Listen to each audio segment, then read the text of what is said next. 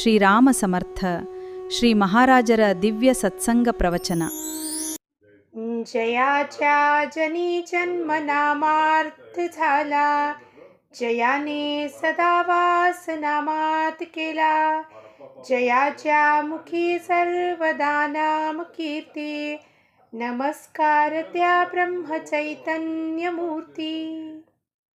ಶ್ರೀರಾಮ್ ಸಮರ್ಥ. ಎಲ್ಲ ಆತ್ಮಜ್ಯೋತಿಗಳಿಗೆ ಸಾಷ್ಟಾಂಗ ಪ್ರಣಾಮ ಮಾಡುತ್ತಾ ನನ್ನ ಸದ್ಗುರುಗಳಾದ ಶ್ರೀ ಚಂದ್ರಕುಮಾರ್ ಅವರ ದಿವ್ಯ ಚರಣಾರವಿಂದಕ್ಕೆ ಸಾಷ್ಟಾಂಗ ಪ್ರಣಾಮಗಳನ್ನು ಸಲ್ಲಿಸುತ್ತಾ ಇಂದು 28 ಜುಲೈ ಶ್ರೀ ಮಹಾರಾಜರ ಪ್ರವಚನ. ನಾಮ ತೆಗೆದುಕೊಳ್ಳುವವರ ಹಿಂದೆ ಮುಂದೆ ನಾನು ನಿಂತೇ ಇರುತ್ತೇನೆ. ನಾಮ ತೆಗೆದುಕೊಳ್ಳುವವರ ಹಿಂದೆ ಮುಂದೆ ನಾನು ನಿಂತೇ ಇರುತ್ತೇನೆ ಅಂದರೆ ಯಾರು ನಿಂತಿರ್ತಾರಪ್ಪ? ಮಹಾರಾಜರು ಅನ್ನೋಣ, ಪರಮಾತ್ಮ ಅನ್ನೋಣ, ರಾಮ ಅನ್ನೋಣ, ಪರವಸ್ತು ಅನ್ನೋಣ, ಅದು ಯಾವಾಗಲೂ ನಮ್ಮ ಹಿಂದೆ ಮುಂದೆ ನಮ್ಮನ್ನು ಕಾಯ್ತಾ ಇರುತ್ತದೆ. ಯಾರು ಸತತವಾಗಿಯೂ ಯಾರಾದರೂ ಇರ್ಬೋದು, ಅಲ್ಲಿ ಆ ನಾಮಕ್ಕೆ ಭೇದ ಇಲ್ಲ.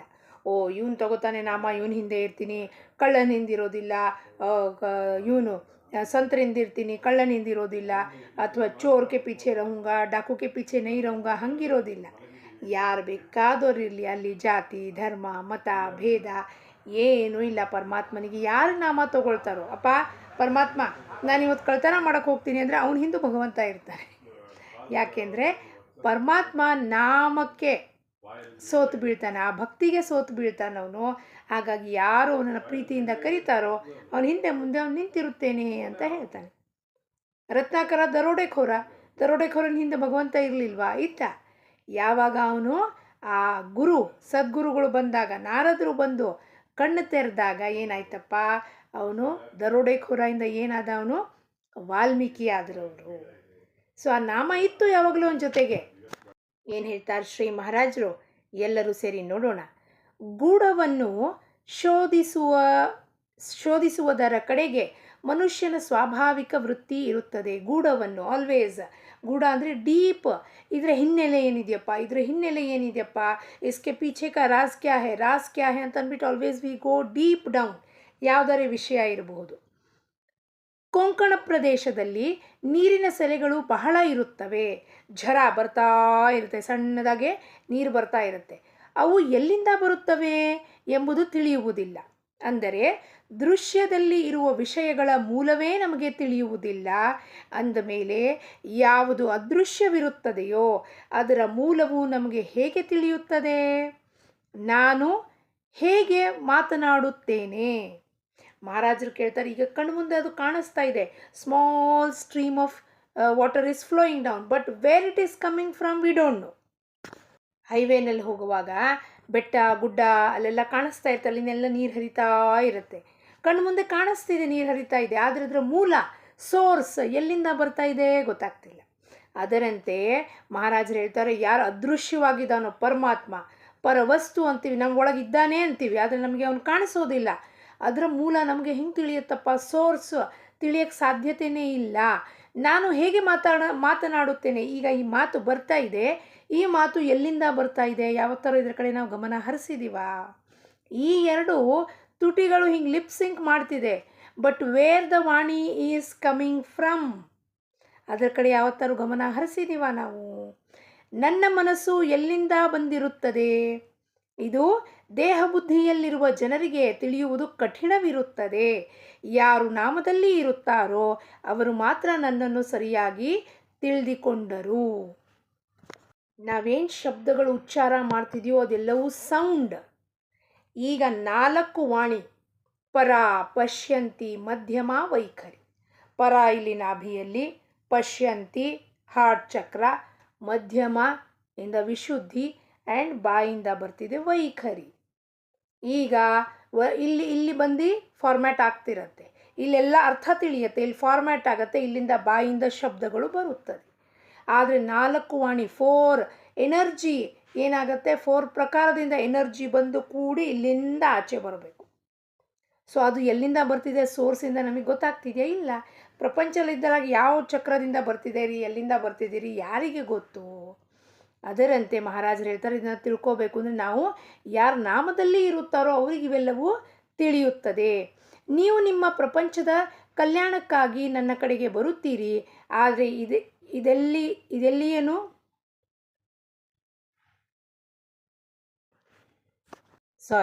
ಆದರೆ ಇದ್ದಲಿಯನ್ನು ತಿಕ್ಕದಷ್ಟು ಕಪ್ಪು ಬಣ್ಣವೇ ಬರುತ್ತದೆ. ಅದರಂತೆ ಪ್ರಪಂಚದಲ್ಲಿ ಏನೇ ಮಾಡಿದರೂ ದುಃಖವೇ ನಮ್ಮ ಪದರಿನಲ್ಲಿ ಬರುತ್ತದೆ. ಇದು ನಮ್ಮ ಅನುಭವಕ್ಕೆ, ಎಲ್ಲರ ಅನುಭವಕ್ಕೆ ಬಂದಿದೆ. ಹಾಗಾಗಿ ನಾವು ಏನೇ ಮಾಡಿದ್ರು ಸಹ ಇದ್ಲಿನ ಎಷ್ಟೇ ತೆಯ್ತಾ ಇದ್ರೂ ಸಹ ಅದು ಕಪ್ಪೇ ಬಣ್ಣ ಬಿಡ್ತಾ ಹೋಗುತ್ತೆ ವಿನಃ ಬಿಳಿ ಬಣ್ಣ ಆಗೋದಿಲ್ಲ.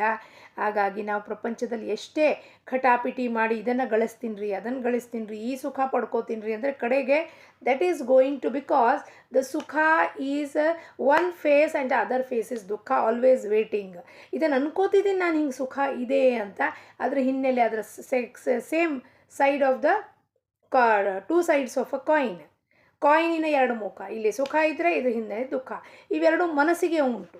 ಹಾಗಾಗಿ ಇವತ್ತು ಏನೋ ಅರಸ್ಕೊಂಡು ಹೊರಟೆ ನಾನು ಹಿಂಗೆ ಮಾಡಿಬಿಡ್ತೀನಿ ಸಿಕ್ಬಿಡ್ತು ಅಂದ ಕೂಡಲೇ ಅದರ ಹಿನ್ನೆಲೆ ಇಮ್ಮಿಡಿಯೇಟ್ಲಿ ದೆರ್ ವಿಲ್ ಬಿ ತಯಾರ ಹೇಗ.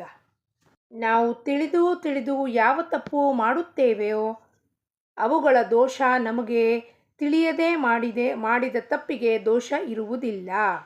ಪ್ರಪಂಚದ ಆಸಕ್ತಿಯಿಂದ ದುಃಖದ ಪರಂಪರೆ ಬರುತ್ತದೆ ಎಂಬ ಅನುಭವ ನಮಗೆ ಪ್ರತಿ ದಿವಸ ಬರುತ್ತಿದ್ದರೂ ನಾವು ಪ್ರಪಂಚದಲ್ಲಿ ಆಸಕ್ತಿ ಹೊಂದುತ್ತೇವೆ. ಇದು ದೋಷವಲ್ಲವೇ? ಇದು ಯಾರ ದೋಷನಪ್ಪ? ಪರಂಪರೆ ಮೀನ್ಸ್ ಜನ್ಮಾಂತರದಿಂದ ಸೇಮ್ ಮೊನೋಟೋನಸ್ ಲೈಫ್ ಲೀಡ್ ಮಾಡ್ತಿದ್ದೀವಿ. ಆ ಜನ್ಮದಲ್ಲೂ ಹಾಗೆ ಇತ್ತು, ಈ ಜನ್ಮದಲ್ಲೂ ಹೀಗೆ ಇದೆ, ಈ ಜನ್ಮದಲ್ಲೂ ಹಾಗೆ ಇದೆ. ಅದೇ ಮನೆ ತೊಗೋತೀವಿ, ಅದೇ ಗಾಡಿ ತೊಗೋತೀವಿ, ಅದೇ ಮಕ್ಕಳು, ಅದೇ ಮರಿ, ಅದೇ ಸಂಸಾರ, ಅದೇ ಅಡುಗೆ ಮಾಡೋದು, ಅದೇ ತಿಂಡಿ ತಿನ್ನೋದು, ಅದೇ ಮಲ್ಕೊಳ್ಳೋದು, ಬಸ್ ಅದೇ ಜಗಳ ಮಾಡೋದು. Same routine and monotonous life. ಪರಂಪರೆ because n number of life and birth you have been doing this only. There is nothing new. ಯಾರಾದರೂ ಪ್ರಪಂಚದ ಒಂದು ಗೂಳಾಟ ಹೇಳಿದ್ರೆ ಗುರುಗಳು ಅದಕ್ಕೆ ಹೋಗ್ಬಿಡ್ತಿರಲಿಲ್ಲ. ಯಾಕೆಂದರೆ ಇದೆಲ್ಲ ಹಳೆ ಎಕ್ಸ್ಪೀರಿಯನ್ಸಸ್, ಹೊಸದೇನೂ ಇಲ್ಲ. ನೀ ಯಾವಾಗ ಬದಲಾಗ್ತಿ ಅನ್ನೋ ಗುರುಗಳ ಪ್ರಶ್ನೆ. ಯಾಕೆಂದರೆ ಈ ಜನ್ಮದಲ್ಲಿ ನಾವು ಇವೆಲ್ಲ ಅನ್ಕೋತಾ ಇದ್ದೀವೋ ಇದೆಂಥ ಪ್ರಪಂಚನಪ್ಪ ಹಾಗೆ ಹೀಗೆ, ಅಥವಾ ಪರಮಾರ್ಥಕ್ಕೆ ಬಂದುಬಿಟ್ಟು ಇದು ಹೊಸ ಅನುಭವ. ಅವ್ರಂತಿದ್ರು ಇದ್ಯಾವುದು ಹೊಸ ಅನುಭವ ಅಲ್ಲ. ಪರಮಾರ್ಥ ಇರ್ಬೋದು, ಪ್ರಪಂಚ ಇರ್ಬೋದು, ಎರಡೂ ಅನುಭವ ಹಳೆಯದು. ಈ ಬಾಡಿ ಬಿಚ್ಚಿದ್ವಿ, ಇನ್ನೊಂದು ಬಾಡಿ ತೊಗೊಂಬಂದ್ವಿ, ಮತ್ತು ಅದರಲ್ಲೂ ಅದೇ ಸಂಸಾರ, ಅದೇ ಖಟಿಪಿಟಿ, ಅದನ್ನೇ ಮಾಡ್ತಿದ್ದೀವಿ. ಕಮ್ಮಿ ಜಾಸ್ತಿ ಹಿಂದೆ ಮುಂದೆ ಆ ಅಚೀವ್ಮೆಂಟ್ ಸಿಕ್ತು, ಇದು ಕಡಿಮೆ ಆಯಿತು, ಇದಕ್ಕೆ ಜಾಸ್ತಿ ಇತ್ತು, ಅದು ಕಡಿಮೆ ಇತ್ತು. So every life you are doing the same business. What's new about it? There are no new experiences. Achievement ಆಗಿಬಿಡ್ತು, ಅದು ಹಳೆ ಎಕ್ಸ್ಪೀರಿಯನ್ಸು. ಯಾವುದೋ ಜನ್ಮದಲ್ಲಿ ವಾಸನೆ ಇತ್ತು, ನಾನೀಗ ಅನ್ಕೊಂಬೋಣ ನಾನು ಮ್ಯೂಸಿಕ್ ಕಂಪೋಸರು ಅಥವಾ ಮ್ಯೂಸಿಕ್ ಸಿಂಗರ್ ಆಗಬೇಕಾಗಿತ್ತು ಅಂತ. ಆ ಜನ್ಮದ ವಾಸನೆ ಈ ಜನ್ಮದಲ್ಲಿ ಪೂರ್ತಿ ಮಾಡ್ಕೊಂಡು ಅದಕ್ಕೆ ಒಂದು ಡಿಗ್ರಿ ತೊಗೊಂಡು ಕೂಡಲೇ ನಾನು ಕುಣಿಯೋಕ್ಕೆ ಶುರು ಮಾಡ್ತೀನಿ. ಆದರೆ ಗುರು ಅಂತಾನೆ ಇದು ಎಕ್ಸ್ಪೀರಿಯನ್ಸ್ ಹಳೇದಿದು. ಪರಮಾರ್ಥದಿರ್ಬೋದು, ಪ್ರಪಂಚದಿರ್ಬೋದು, ಎರಡೂ ಅನುಭವ, ಅದ್ಯಾವುದೂ ಸತ್ಯ ಅಲ್ಲ. ಅದಕ್ಕೆ ಗುರು ಆದವನು ಈ ಆಟನ, ಭಗವಂತನ ಆಟನ ನೋಡ್ತಿರ್ತಾನೆ, ನಗ್ತಿರ್ತಾನೆ, ಸುಮ್ಮನೆ ಇರ್ತಾನೆ. ಅವನು ಯಾವ ಮಾತಿಗೂ ಹೋಗ್ಬಿಡೋದಿಲ್ಲ. ನಾವು ಮನಸ್ಸು ಅರ್ಜುನಂತರ ಬರೀ ಪ್ರಶ್ನೆ ಮಾಡ್ತಿರ್ತೀವಿ, ಹಿಂಗ್ಯಾಕೆ, ಹಂಗ್ಯಾಕೆ, ಹಿಂಗ್ಯಾಕೆ, ಹಂಗ್ಯಾಕೆ. ಅದಕ್ಕೆ ಅವನು ದೊಡ್ಡ ಇದಾಗಿ ಕೃಷ್ಣ ಪರಮಾತ್ಮ 18 ಅಧ್ಯಾಯದ ಗೀತೆಯನ್ನು ಅವನಿಗೆ ಬೋಧನೆ ಮಾಡ್ದ ಅರ್ಜುನನಿಗೆ. ನಾವು ಅರ್ಜುನಂತರ ದಿವಸ ನಿತ್ಯ ಓದಿದ್ರೆ ಆ ಭಗವದ್ಗೀತಾನ ನಮಗೆ ಗೊತ್ತಾಗತ್ತೆ ನಮ್ಮ ಮನಸ್ಸು ಎಲ್ಲೆಲ್ಲಿ ಸಿಕ್ಕಾಕೊಂಡಿದ್ಯಪ್ಪ, ಎಲ್ಲಿ ತಪ್ಪುತ್ತೇವೆ ಎಂಬುದನ್ನು ನಾವು ನೋಡಬೇಕು, ಹಾಗೂ ಆ ತಪ್ಪನ್ನು ಸುಧಾರಿಸಿಕೊಳ್ಳಬೇಕು. ಪ್ರಪಂಚದಲ್ಲಿ ಎಲ್ಲ ಸಂಗತಿಗಳು ನಮ್ಮ ಮನಸ್ಸಿನಂತೆ ಎಲ್ಲಿ ಆಗುತ್ತದೆ? ಎಲ್ಲ ಸಂಗತಿಗಳು ನಮ್ಮ ಮನಸ್ಸಿನಂತೆಯೇ ನಾವೇನು ಯೋಚನೆ ಮಾಡ್ತೀವೋ ಅದಾಗ್ಬಿಡುತ್ತೇನ್ರಿ? ಆಗೋದಿಲ್ಲ. Every time you think this has to happen, it will go against you every time. ಕೋಇನ್ಸಿಡೆನ್ಸಲ್ಲಿ ಯಾವುದಾದ್ರು ಒಂದು ಕೆಲಸ ನಮ್ಮ ಮನಸ್ಸಿನಂತೆ ಆಗಿರ್ಬೋದು, but 9 out of 10 is against you. Only 1 will be, ಒಂದೇ ಒಂದು ನನ್ನ ಫೇವರ್ನಲ್ಲಿ ಕೆಲಸ ಆಗುತ್ತೆ. ಇದೇ ನಮ್ಮ ಗೋಳಾಟ. ಅದು ಪ್ರಾಪ್ತವಾಗುವುದು, ಆಗದೆ ಇರುವುದು ನಮ್ಮ ಕೈಯಲ್ಲಿ ಇರುವುದಿಲ್ಲ. ಅಂದ ಮೇಲೆ ಇಂಥದೊಂದು ಬೇಕು ಅಥವಾ ಬೇಡವೆಂದು ಏಕೆ ಅನ್ನಬೇಕು? ರಾಮನವರಾಗಿಯೇ ಇದ್ದ ಬಿಟ್ಟರೆ ಆಯಿತು. ರಾಮನವರಾಗಬೇಕು ಅಂದರೆ ರಾಮನ ಇಚ್ಛೆಯಂತೆ ಕೆಲಸ ಆಗಲಪ್ಪ, ನಾ ಕೆಲಸ ಅಂತೂ ಮಾಡ್ಕೊಂಬರ್ತೀನಿ, ಅದು ಹಿಂಗಾರು ಆಗಲಿ ಹಂಗಾರು ಆಗಲಿ, ಏನಾಗುತ್ತೋ ರಾಮ ನಿನ್ನ ಇಚ್ಛೆ ಕಣಪ್ಪ. ಯಾರು ರಾಮನ ಹತ್ತಿರ ವಿಷಯ ಬೇಡುತ್ತಾರೋ ಅವರಿಗೆ ರಾಮನಿಗಿಂತ ವಿಷಯದ ಪ್ರೇಮವೇ ಹೆಚ್ಚಿಗೆ ಇರುತ್ತದೆ ಎಂಬುದು ಸಿದ್ಧವಾಗುತ್ತದೆ. ಪ್ರೂವನ್. ಏನು ಮತ್ತೆ ಹೋಗಿ ವಿಷಯ ಬೇಡಾದರೆ ರಾಮನ ಹತ್ರ, ರಾಮ ಬೇಡ, ರಾಮನ್ಕಿನ್ನ ನನಗೆ ವಿಷಯ ಬೇಕು. ಆ ಸಂಕಟ ಬಂದಾಗ ವೆಂಕಟರಮಣ ಅಂದಾಗ ಕೆಲಸ ಇದ್ದಾಗ ರಾಮನ ಹತ್ರ ಹೋಗೋದು, ಕೆಲಸ ಮಾಡಿಸ್ಕೊಳ್ಳೋದು, ಅವನನ್ನು ಮರ್ತು ಹೋಗ್ಬಿಡೋದು. ನಾನು ನಿಮ್ಮ ಕಡೆಗೆ ಬರುತ್ತೇನೆ, ಆದರೆ ನೀವು ನನಗೆ ಬರುವುದಕ್ಕಾಗಿ ಮಾರ್ಗವನ್ನು ಬಿಡುವುದೇ ಇಲ್ಲ. ನಾನು ಬರುವುದಕ್ಕಾಗಿ ನೀವು ದಾರಿ ಬಿಡಿರಿ, ಅಂದರೆ ನೀವು ಅಖಂಡ ನಾಮಸ್ಮರಣೆಯಲ್ಲಿ ಇರಬೇಕು. ನಾನು ನಿಮ್ಮ ಹತ್ರ ಬರ್ತೀನಿ ಅಂತ ಹೇಳ್ತೀಯಾರು. ಯಾರಪ್ಪ? ಮಹಾರಾಜರು ಅನ್ನೋಣ, ಸದ್ಗುರುನಾಥ ಅನ್ನೋಣ, ಭಗವಂತ ಅನ್ನೋಣ, ಅಪರ ವಸ್ತು ಅನ್ನೋಣ, ಅದು ಒಳಗಿದೆ. ನಾನು ತೋರಿಸ್ತೀನಿ, ನಾನು ಇಲ್ಲಿದ್ದೀನಿ ಅಂತಂದರೆ ನಾವು ಒಂದು ಮಾತು ಕೇಳ್ತಾ ಇಲ್ಲ. ಯಾಕೆ? ನಾವು ಮಾರ್ಗ ಬಿಡ್ತಿಲ್ಲ ಅಂದರೆ ಏನು? ಮನಸ್ಸಿನಲ್ಲಿ ಸಂಕಲ್ಪ, ವಿಕಲ್ಪ, ಸಂಶಯಗಳು ತಂದು ಗೋಡೆ ಕಟ್ತಾ ಇದೆಯೋ. ಅವ್ನು ಮಾಡೋಕ್ಕೆ ಬಿಟ್ಟರೆ ತಾನೇ ಅವ್ನು ಮಾಡಿ ತೋರಿಸ್ತಾನೆ ಏನಿದೆ, ನಾ ಹಿಂಗೆ ಮಾಡುತ್ತೀನಿ ಅಂತ. ಹೆಂಗೆ ಈ ದೇಹದಲ್ಲಿ ನಾನು ಆಪ್ರೇಟ್ ಮಾಡ್ತಿದ್ದೀನಿ ಅಂತ ತೋರಿಸ್ಬೇಕು ಅಂದರೆ ಅವನಿಗೆ ಬಿಡಬೇಕು. ಅಷ್ಟರಲ್ಲೇ ಮನಸ್ಸು ಅಡ್ಡಿ ಬರುತ್ತೆ. ಇಲ್ಲ ಇಲ್ಲ ಇಲ್ಲ, ಇವ್ರು ಹೇಳಿದ ಮಾತು ನಾನು ಒಪ್ಕೊಳ್ಳೋದಿಲ್ಲ, ಅವ್ರು ಹೇಳಿದ ಮಾತು ನಾವು ಒಪ್ಕೊಳ್ಳೋದಿಲ್ಲ, ನಾನು ನನ್ನ ಮನಸ್ಸಿಗೆ ಬಂದಿದ್ದೇ ಮಾಡ್ತೀನಿ ಅಂದರೆ I am blocking the blessings of the divine. I am making a barricade ಹಾಕ್ತಿದ್ದೀನಿ ಅಲ್ಲಿ. ಅಪ್ಪ ನೀ ಕೆಲಸ ಮಾಡಬೇಡ, ನನ್ನ ತಲೆ ಬುದ್ಧಿ ಉಪಯೋಗಿಸ್ತೀನಿ ಅಂತ. ನಾನು ಎಂದೂ ಯಾರು ವಿಷಯದಲ್ಲಿಯೂ ನಿರಾಶನಾಗುವುದಿಲ್ಲ. ಯಾರು ಮನುಷ್ಯರಾಗಿ ಹುಟ್ಟು ಬಂದಿರುತ್ತಾರೋ ಅವರು ಉದ್ಧಾರ ಆಗಿಯೇ ಆಗುತ್ತದೆ. ನಾವು ಮನುಷ್ಯರಾಗಿ ಹುಟ್ಟು ಬಂದಿದ್ದೀವಿ ಅಂದಮೇಲೆ ನಮ್ಮ ಉದ್ಧಾರ ಆಗೇ ಆಗುತ್ತದೆ. ಆಯಾ ಲೆವೆಲ್ನಲ್ಲಿ, ಆಯಾ ಹಂತದಲ್ಲಿ ನಮ್ಮ ಒಂದು ಸಾಧನೆಯ ಪ್ರಕಾರದಿಂದ ನಮ್ಮ ಉದ್ಧಾರ ಭಗವಂತ ಖಂಡಿತವಾಗ್ಲೂ ಮಾಡ್ತಾನೆ. ಯಾಕೆಂದರೆ ಮನುಷ್ಯ ಜನ್ಮ ಕೊಟ್ಟಿರೋದೇ ನಮ್ಮ ಜೀವನವನ್ನು ಉದ್ಧಾರ ಮಾಡಿಕೊಳ್ಳಿಕ್ಕೆ. So every time you are stepping 1 foot forward only. ಅದು ಯಾವ ರೀತಿಯಲ್ಲಿ ಉದ್ಧಾರ ಆಗುತ್ತೆ, ಎಷ್ಟು ಉದ್ಧಾರ ಆಯಿತು ರೀ, ನನ್ನ ಪ್ರೋಗ್ರೆಸ್ ಎಷ್ಟಾಯಿತು, ಅದು ನಮಗೆ ಗೊತ್ತಾಗೋದಿಲ್ಲ. ಅದು ಕೇವಲ ಪರಮಾತ್ಮನಿಗೆ ಗೊತ್ತು. ನಮ್ಮ ಒಂದು ಸಾಧನಾ ಶರೀರದಲ್ಲಿ ಏನು ಸಾಧನ ಮಾಡಿಯೋ ಅದ್ರ ಕುರಿತಾಗಿ ಭಗವಂತ ಸದ್ಗುರುನಾಥ ಹೇಳ್ಬೋದೇ ವಿನಃ ನಮಗೆ ಗೊತ್ತಾಗುವುದಿಲ್ಲ. ನನಗೆ ರಾಮನ ಹೊರತು ಯಾರೂ ಪ್ರಿಯ ಇರುವುದಿಲ್ಲ. ನಾನು ದೇಹದ ಭೋಗಗಳಿಗೆ ಎಂದೂ ಬೇಸರ ಪಡಲಿಲ್ಲ. ರಾಮನ ಹೊರತಾಗಿ ಮಹಾರಾಜರಿಗೆ ಇನ್ನೇನು ಪ್ರಿಯ ಇರಲಿಲ್ಲ, ದೇಹ ಭೋಗಕ್ಕೆ ಅವರು ಬೇಸರ ಪಡಲಿಲ್ಲ. ಸಂತರು ತಮ್ಮ ಜೀವನವನ್ನು ಉದಾಹರಣೆಯಾಗಿ they set an example to the world. They don't simply talk, they set an example. ಮಹಾರಾಜರು ಮೊದಲನೇ ಹೆಂಡತಿ ಹೋಗ್ಬಿಡ್ತಾರೆ, ಆಮೇಲೆ ಮಗು ಹುಟ್ಟತ್ತೆ, ಅದು ಅಲ್ಪಾಯುಷಿ ಇರುತ್ತೆ. ಆಮೇಲೆ ಇನ್ನೊಬ್ಬರನ್ನ ಅವರೇ ಕರ್ಕೊಂಬರ್ತಾರೆ, ಅವ್ರ ಅಮ್ಮಂಗೆ ಹೇಳ್ತಾರೆ ಇವ್ರು ನಿನ್ನ ಸೊಸೆ ಆಗ್ತಾರಮ್ಮ ಅಂದರೆ ಅವರಿಗೆ ಕಣ್ಣಿರೋದಿಲ್ಲ, ಕುರುಡಿನ ಮದುವೆ ಆಗ್ತಾರೆ ಅವರು. ನೋಡಿ, ಐ ಸಾಹೇಬ್ ಅಂತಿರ್ತಾರೆ, ಅವ್ರು ಕುರುಡ್ರಾಗಿರ್ತಾರೆ, ಅವ್ರನ್ನ ಮದುವೆ ಆಗ್ತಾರೆ. ಅಂದರೆ ಏನು? ಜಗತ್ತಿಗೆ they set an example, they leave by there example. ಹೆಂಗಿರುತ್ತೆ ಜೀವನವನ್ನು ಅಂದರೆ ದೇಹದ ಭೋಗಗಳಿಗೆ ಎಂದೂ ಬೇಸರ ಪಡುವುದಿಲ್ಲ. ಎಲ್ಲವೂ ನನ್ನ ರಾಮನ ಇಚ್ಛೆಯಂತೆಯೇ ಸ್ವೀಕಾರ ಮಾಡಿ ಅದರಂತೆಯೇ ಬದುಕಿ ನಮಗೆ ತೋರಿಸ್ತಾರೆ ಅವರ ಜೀವನ ಹೆಂಗೆ ಮಾಡಬೇಕಪ್ಪ ಅಂತ. ನೀವು ಭಗವಂತನ ನಾಮ ತೆಗೆದುಕೊಳ್ಳಬೇಕು.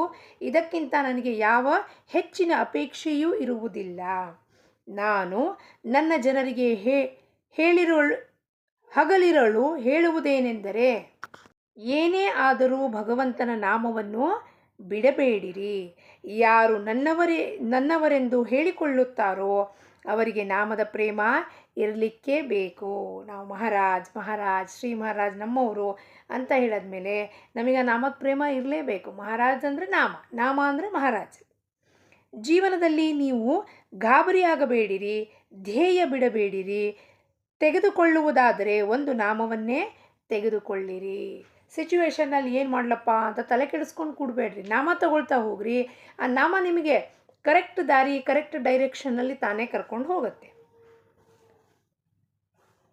ನನ್ನ ನಿಯಮವೇನೆಂದರೆ, ಪರಮಾರ್ಥ ಸಾಧನೆಯು ಯಾವುದೇ ವ್ಯವಹಾರಕ್ಕೆ ಅಡ್ಡ ಬರುವಂಥದ್ದು ಇರಬಾರದು. ನನ್ನ ಊರಿನಲ್ಲಿ ದುಡ್ಡು ಬೆಳೆಯುವುದಿಲ್ಲ, ಆದರೆ ಭಕ್ತಿಯು ನಿಶ್ಚಿತವಾಗಿಯೂ ಬೆಳೆಯುತ್ತದೆ. ಮಹಾರಾಜರು ಹೇಳ್ತಾರೆ, ನಾನು ಎಂಥ ಫೀಲ್ಡ್ ಹಚ್ಚಿನಪ್ಪ, ಹೊಲ, ನನ್ನ ಹತ್ರ ಎಂಥ ಹೊಲ ಇದೆ ಅಂದರೆ ಅಲ್ಲಿ ನಾನು ದುಡ್ಡು ಹೆಂಗೆ ಮಾಡಬೇಕು ಅನ್ನೋದು ಹೇಳ್ಕೊಡೋದಿಲ್ಲ, ಅಲ್ಲಿ ಬೀಜ ಬಿತ್ತೋದಿಲ್ಲ. ಆದರೆ ಭಕ್ತಿಯ ಬೀಜಗಳನ್ನು ಇಷ್ಟು ಹಾಕಿದ್ದೀನಿ ಮಹಾರಾಜರಂತಾರೆ.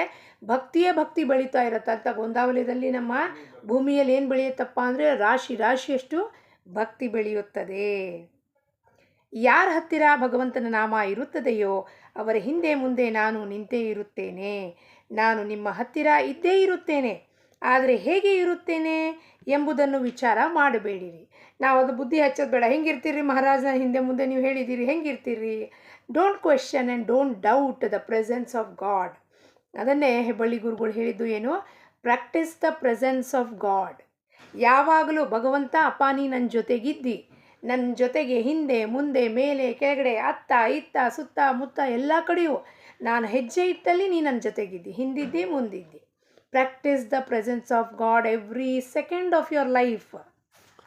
ನೀವು ಕೇವಲ ನಾಮ ತೆಗೆದುಕೊಳ್ಳಿರಿ, ಉಳಿದಿದ್ದೆಲ್ಲವನ್ನು ನಾನು ಮಾಡುತ್ತೇನೆ.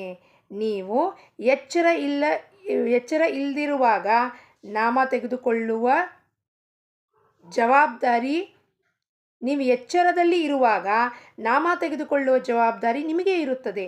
ನೀವು ನಿದ್ರೆಯಲ್ಲಿ ಇರುವಾಗ ಹಾಗೂ ಮೂರ್ಛೆಯಲ್ಲಿ ಇರುವಾಗ ನಾಮ ತೆಗೆದುಕೊಳ್ಳುವ ಜವಾಬ್ದಾರಿ ನನಗೇ ಇರುತ್ತದೆ. ನಾನು ನನ್ನದನ್ನು ಮಾಡಿಯೇ ಮಾಡುತ್ತೇನೆ. ಮಹಾರಾಜರು ನಮಗೆ ಆಶ್ವಾಸನೆ ಕೊಡ್ತಾರೆ. ಅಪ್ಪ ಎಚ್ಚರ ಇದ್ದಾಗ, ವೆನ್ ಯು ಆರ್ ಕಾನ್ಷಿಯಸ್, ಜಾಗೃತ ಅವಸ್ಥೆಯಲ್ಲಿ ಬೆಳಗ್ಗಿಂದ ಸಂಜೆಯ ತನಕ ಎಲ್ಲ ಸಮಯವನ್ನು ನನ್ನ ಪ್ರಾಪಂಚಿಕ ಕರ್ತವ್ಯ ಕೆಲಸಗಳನ್ನು ಮಾಡಿ ಬಿಡು, ಎಲ್ಲ ಸಮಯನೂ ಭಗವಂತನ ನಾಮ ತಗೊಳ್ಳೋಣ. ಬಾಕಿ ಸಮಯ ನಾವು ನಿದ್ರಾಗಿ ಹೋದಾಗ ಅಥವಾ ನಾವು ಮೂರ್ಛೆ ಹೋದಾಗ ನಾವು ಅನ್ಕಾನ್ಷಿಯಸ್ ಆಗಿ ಬಿದ್ದೋಗ್ಬಿಡ್ತೀವಿ. ಆವಾಗ ವಾಪಸ್ ಎಚ್ಚರ ಯಾರುಗೊಳಿಸ್ತಾನೆ ನಮಗೆ? ಆ ನಾಮ ಏನಿದೆಯೋ ಒಳಗೆ ಕೆಲಸ ಮಾಡ್ತಿರೋದಕ್ಕೆ ಟಕ್ ಅಂತ ನಮಗೆ ನೀರು ಹಾಕೋದು ಕೂಡಲೇ ಎಚ್ಚರ ಆಗುತ್ತೆ.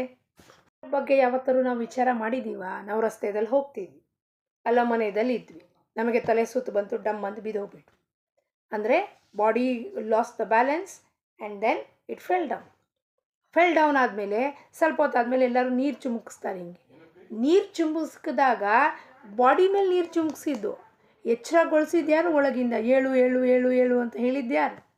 ಯಾರೋ ಒಬ್ಬ ಒಳಗಿದ್ದಾನಲ್ವ, ಅವನು ನಮ್ಮನ್ನು ಎಚ್ಚರಗೊಳಿಸಿದ್ದು. ಅಂದರೆ ಈ ದೇಹನ ಎಚ್ಚರಗೊಳಿಸಿದ್ದು ನಾವು ಕಂಡುಬಿಡ್ತೀವಿ, ನಾನು ಎಲ್ಲಿದ್ದೀನಿ ಅಂತೀನಿ.